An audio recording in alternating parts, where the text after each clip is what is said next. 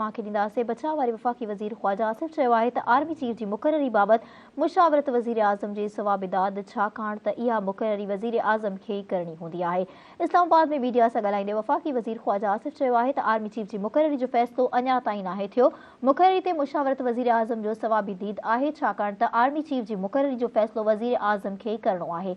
नवाज़ शरीफ़ सां मुशावरत बाबति सवाल जो जवाब ॾींदे ख़्वाजा आसिफ़ चयो आहे त आर्मी चीफ जी मुक़ररी ते नवाज़ शरीफ़ सां अञा का मुशावरत नाहे थी।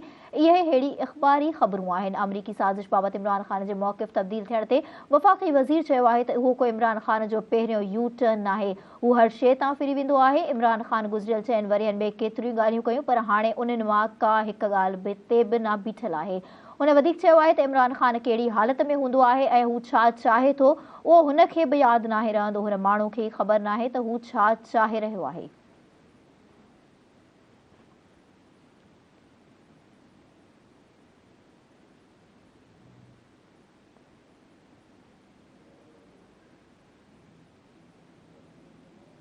नाज़रीन, ख़बर अवांखे ॾींदासीं इस्लामाबाद मां।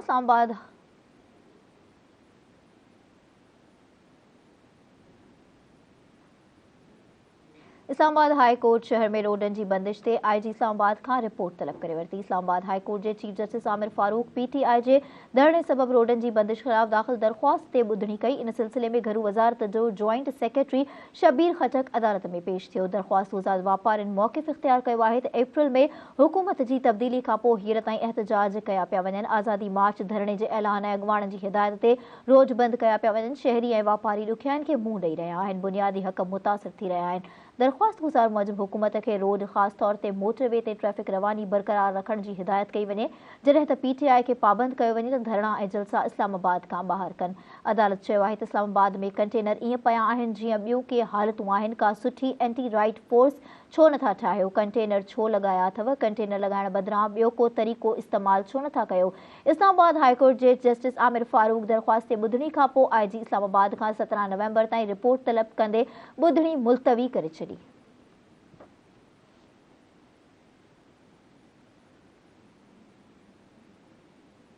नाज़रीन, कराची में हद दख़लनि ख़िलाफ़ ऑपरेशन दौरान फायरिंग में मुख़्तियारकार मारिजी वियो। EDC ओलह समेत 4 पुलिस एहलकार ज़ख़्मी थी पिया, जॾहिं त वाक़े ते PP चेयरमैन बिलावल भुट्टो ज़रदारी अफ़सोस जो इज़हार कंदे जवाबदारनि खे मुंतक़ी अंजाम ताईं रसाइण जी हिदायत कई आहे। मंगो पीर वारे इलाइक़े में हद दख़लनि ख़िलाफ़ ऑपरेशन लाइ वियल इनक्रोचमेंट टीम मथां कब्ज़े माफ़िया सिधी फायरिंग कई, जंहिं जे नतीजे में मुख़्तियारकार एजाज़ चांडियो मारिजी वियो। गोली लॻण सबबि ADC ओलह समेत 4 पुलिस एहलकार पिणु ज़ख़्मी थिया, जिन खे तबी इमदाद लाइ इस्पताल मुंतक़िल कयो वियो। अखियुनि ॾिठनि शाहिदनि मूजिबि जवाबदारनि मुख़्तियारकार एजाज़ चांडियो ते बस हलायो, जंहिं करे हू थॾे ते मारिजी वियो। इतिला ते DSP ऐं SHO वाक़े वारे हंधि पहुता, पर हींअर ताईं का बि गिरफ़्तारी अमल में नाहे अची सघी। ॿिए पासे PP चेयरमैन बिलावल भुट्टो ज़रदारी मुख़्तियारकार एजाज़ चांडियो जे क़त्ल ते अफ़सोस जो इज़हार कंदे जवाबदारनि खे मुंतक़ी अंजाम ताईं रसाइण जी हिदायत कई आहे। बिलावल भुट्टो ज़रदारी चयो आहे त मक़तूल मुख़्तियारकार जी मग़फ़िरत ऐं संदसि वारसनि लाइ सबर जी पिणु दुआ कई वञे। होॾां वॾे वज़ीर सईद मुराद अली शाह मुख़्तियारकार जे मारिजण वारे वाक़े जो नोटिस वठंदे कराची जे कमिश्नर खां फौरी तौर रिपोर्ट तलब करे वरिती आहे। वॾे वज़ीर जे तर्जुमान तरफ़ां जारी कयल पधिराई मूजिबि सैयद मुराद अली शाह फायरिंग में मुख़्तियारकार एजाज़ चांडियो जी मारिजण ते अफ़सोस जो इज़हार कयो आहे। IG सिंध तोड़े कराची जे कमिश्नर खां फौरी तौर रिपोर्ट तलब कई वई आहे। तर्जुमान मूजिबि वॾे वज़ीर सिंध पुलिस जे सरबराह खे हिदायत कई आहे त जंहिं बि लैंड ग्रेबर सरकारी अमलदारनि ते फायरिंग कई आहे, उन्हनि खे जल्द गिरफ़्तार कयो वञे। सैयद मुराद अली शाह IG सिंध गुलाम नबी मेमण खे हिदायत कई आहे त खेसि वाक़े जी फौरी तौर रिपोर्ट पेश कई वञे।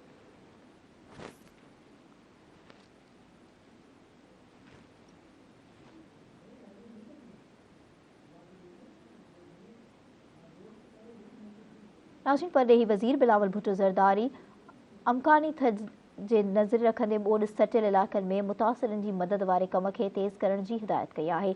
वज़ीर आला हाउस कराची में पीपल्स पार्टी जे चेयरमैन बिलावल भुट्टो ज़रदारी जी सदारत हेठि ॿोॾि खां पोइ वारी सूरत हाल ते अहम इजलास थियो, जंहिं में वॾे वज़ीर सैयद मुराद अली शाह, सूबाई vision chief secretary, chairman PND ऐं मुख़्तलिफ़ खातनि जे सेक्रेटरियुनि शिरकत कई। इजलास दौरान वॾे वज़ीर सैयद मुराद अली शाह पीपल्स पार्टी चेयरमैन बिलावल भुट्टो ज़रदारी खे ॿोॾि सूरत हाल ते ब्रीफिंग ॾिनी, जंहिं दौरान परॾेही वज़ीर बिलावल भुट्टो ज़रदारी पुछाणो कयो त पहिरें खेसि पहिरियां इहो ॿुधायो वञे त NDMA ऐं सिंध हुकूमत गॾिजी मुतासिरनि जी केतिरी मदद कई आहे। सैयद मुराद अली शाह ॿुधायो त ॿोॾि सबबि सिंध में 12.35 मिलियन माण्हू मुतासिर थिया आहिनि, जिन लाइ 2992 रिलीफ कैंपूं क़ाइमु कयूं वयूं आहिनि। 7 1.38 मिलियन माण्हू बेघर थिया, जिन मां 6,73,535 माण्हुनि खे रिलीफ कैंपनि में तरसायो वियो आहे। वॾे वज़ीर चयो आहे त मुतासिरनि खे 7,91,993 ख़ैमा, 5,68,566 तरपाल, 3 मिलियन 71 मिलियन मच्छरदानियूं, 2 मिलियन राशन बैग्स ऐं 1 मिलियन कंबल फ़राहम कया विया आहिनि। सईद मुराद अली शाह ब्रीफिंग में ॿुधायो आहे त ॿोॾि सबबि सूबे में 2,444 अरब रुपयनि जो नुक़सानु थियो आहे। इन नुक़सान में हाउसिंग सेक्टर, तालीम, आपाशी, लाइफ स्टॉक, रोड ऐं ॿिया शोबा शामिल आहिनि।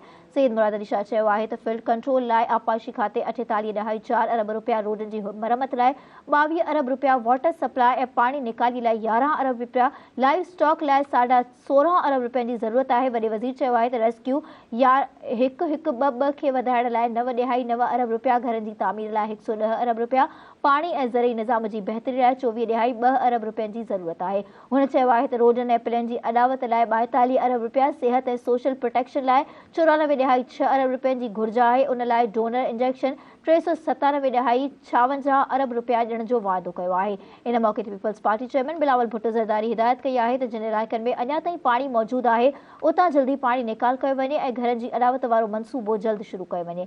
बिलावल भुट्टो ज़रदारी हिदायत कई आहे त हारियुनि जे भञ ऐं भाण जी जेका मदद करणी पई, उन मंसूबे खे बि फौरी तौर शुरू कयो वञे।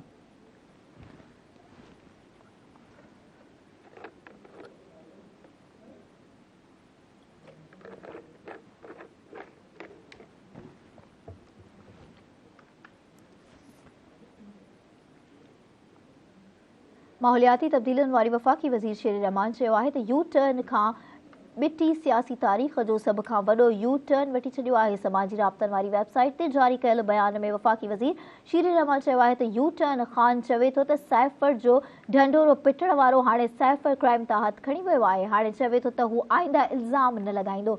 पाकिस्तान पीपल्स पार्टी जे सीनियर अॻवान शेर रहमान चयो आहे त इमरान ख़ान जी कूड़ी बयान सबबि मुल्क खे सिफ़ारती नुक़सानु पहुतो, जंहिंजा ज़िम्मेवार केरु आहिनि। संदसि चवणो त ऑडियो लीक में साफ़ ज़ाहिर थी चुको आहे त इमरान ख़ान साइफ़र मामले ते मन घड़त कूड़ो बयान जे मनसूबा बंदी खेॾण जी कोशिश कई। हुन चयो त जलसनि में मुल्की इदारनि ख़िलाफ़ ज़हर उगाचे इल्ज़ाम लॻाए नफ़रत पखेड़ियो। वफ़ाक़ी वज़ीर शेर रहमान चयो आहे त ही क़ौमी सलामती जो मसइलो आहे, जंहिं ते इमरान ख़ान खे हिसाब ॾियणो पवंदो। यू टर्न कंहिं बि सूरत में क़ाबिल क़बूल न आहे।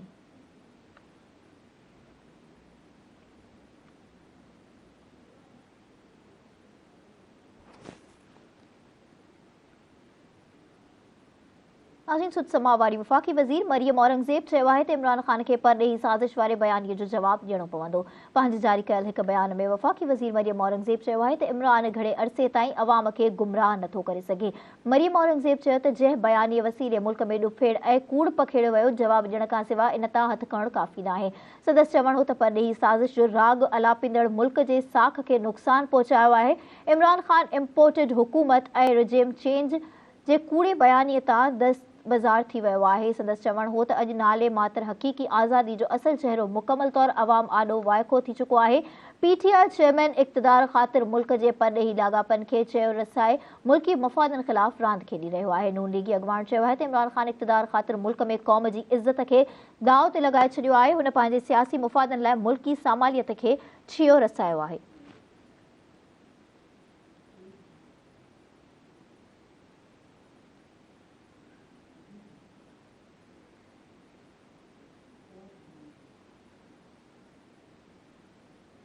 नाज़रीन, वज़ीर आज़म शहबाज शरीफ बरतानिया जो 5 ॾींहनि जो निजी दौरो मुकमल करे ॾेह वापसि पहुची वियो आहे।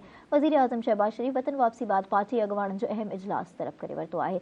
वज़ीर आज़म शहबाज शरीफ लंडन पहुची मुस्लिम लीग नून जे क़ाइद नवाज़ शरीफ सां अहम मुलाक़ात कई, जंहिं में मुल्क जी सियासी ऐं ॿियनि मसइलनि ते सलाह मशवरा कया विया। वज़ीर आज़म शहबाज शरीफ कुझु ॾींहं अॻु लंडन वियो हो ऐं खेसि 11 नवंबर ते पाकिस्तान रवानो थियणो हो। वज़ीर आज़म शहबाज शरीफ जी तबियत ख़राब थियण सबबि 2 ॾींहं लंडन में ई तरसणो पियो। वज़ीर आज़म शहबाज शरीफ कूप कॉन्फ्रेंस में शिरकत करण लाइ मिस्र जे शहर शर्म अल शेख में वियो हो, जितां शिरकत बाद लंडन रवानो थियो। वज़ीर आज़म गुज़िरियल ॾींहुं ॾेह वापसि लाइ एयरपोर्ट आयो, पर तबियत ख़राब थियण सबबि घर वापसि न हलियो वियो।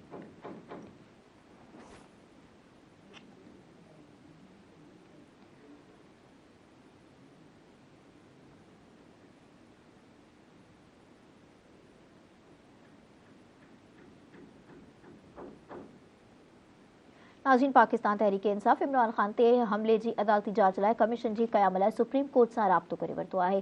पीटीआई जो वाइस चेयरमैन शाह महमूद कुरैशी समेत ॿियनि पार्टियुनि मेंबरनि सुप्रीम कोर्ट लाहौर रजिस्ट्री में इमरान ख़ान ते हमले जी अदालती जांच लाइ दरख़्वास्त दाख़िल कराई आहे। दरख़्वास्त में चयो वियो आहे त कातलाणो हमलो करे इमरान ख़ान खे रस्ते तां हटाइण जी कोशिश कई वई आहे। इमरान ख़ान ते कातलाणो हमलो माण्हुनि खे नफ़सियाती तौर रुॼाइण लाइ कयो वियो आहे, छाकाणि त पीटीआई जे लॉन्ग मार्च में अवाम वॾे अंग में शिरकत करे रहियो आहे। दरख़्वास्त में चयो वियो आहे त कातलाणे हमले बाद हिक नाइंसाफ़ी इहा बि कई वई आहे त मुतासिरनि जी दरख़्वास्त ते एफआईआर दाख़िल न कई वई। पुलिस इमरान ख़ान तरफ़ां ॾिनल 3 नालनि ते केस दाख़िल करण खां इनकार कयो। दरख़्वास्त जे मतन मूजिब इहो हर शहरी जो बुनियादी हक़ आहे त इन खे आइन तहत कानून जो तहफ़्फ़ुज़ हासिल हुजे। पुलिस फ़ौजदारी कानून तहत मुतासिर जी दरख़्वास्त मूजिब ई केस दाख़िल करण जी पाबंद आहे। दरख़्वास्त में चीफ जस्टिस खे इस्तदा कई वई आहे त मामले जी अदालत जांच लाइ कमीशन क़ाइमु कई वञे।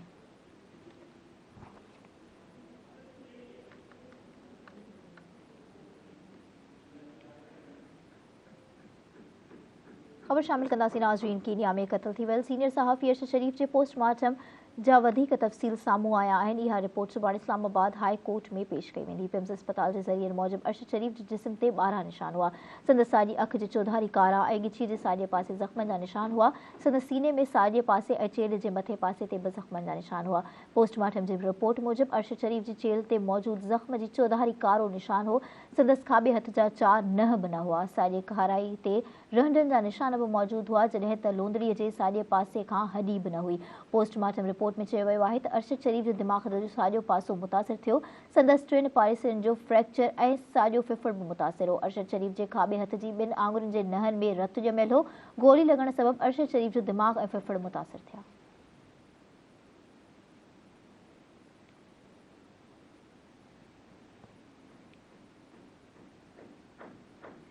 नाज़रीन, इस्लामाबाद जे एहतसाबी अदालत नैब रेफरेंस जे नाणे वारे वफ़ाक़ी वज़ीर इसहाक़ डार जी हाज़िरी खां मुस्तक़िल छूट वारी दरख़्वास्त मंज़ूर करे वरिती आहे। नाणे वारे वफ़ाक़ी वज़ीर इसहाक़ डार आमदनी खां वधीक असासनि वारे नैब रेफरेंस में इस्लामाबाद जे एहतसाबी अदालत में पेश थियो, जिते हुन हाज़िरी खां मुस्तक़िल छूट वारी दरख़्वास्त दाख़िल कराई। अदालत वकीलनि जा दलील ॿुधण बाद इसहाक़ डार जी हाज़िरी खां मुस्तक़िल छूट वारी दरख़्वास्त मंज़ूर करे वरिती, जॾहिं त असासनि जी डी अटैचमेंट ऐं ब्रेथ वारनि दरख़्वास्तुनि ते जवाब ईंदड़ ॿुधणीअ ते तलब कयो वरितो।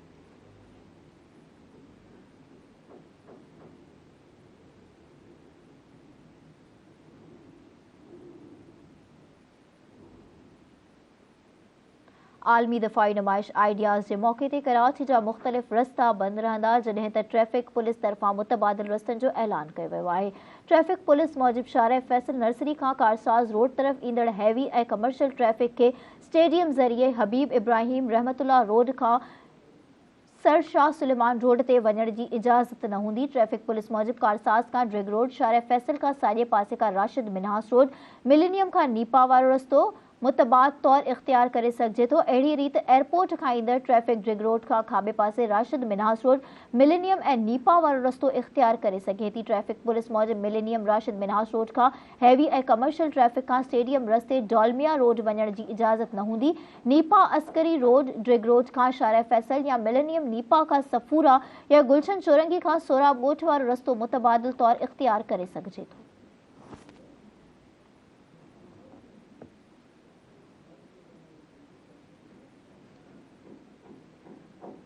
नाज़रीन, सिंध जे जेलनि बाबति वॾे वज़ीर जे सलाहकार मीर एजाज़ हुसैन जखराणी चयो आहे त इमरान ख़ान जी सियासत यू टर्न खां सवाइ ॿियो कुझु न ॾेई रही आहे। मीर एजाज़ हुसैन जखराणी पंहिंजे बयान में चयो आहे त मुल्क जो अवाम बिलावल भुट्टो सां गॾु आहे, जंहिं में संदसि नाने शहीद ज़ुल्फ़िकार अली भुट्टो ऐं अमड़ शहीद बेनज़ीर भुट्टो वारी बसीरियत आहे। ताज़ो पयल बरसातियुनि जे नुक़सान ते बिलावल भुट्टो ज़रदारी दुनिया जे मुल्कनि खे क़ाइल करण लाइ दौरा कया आहिनि, जंहिंजी मोट में बरसाति मुतासिरनि जी इमदाद थी आहे।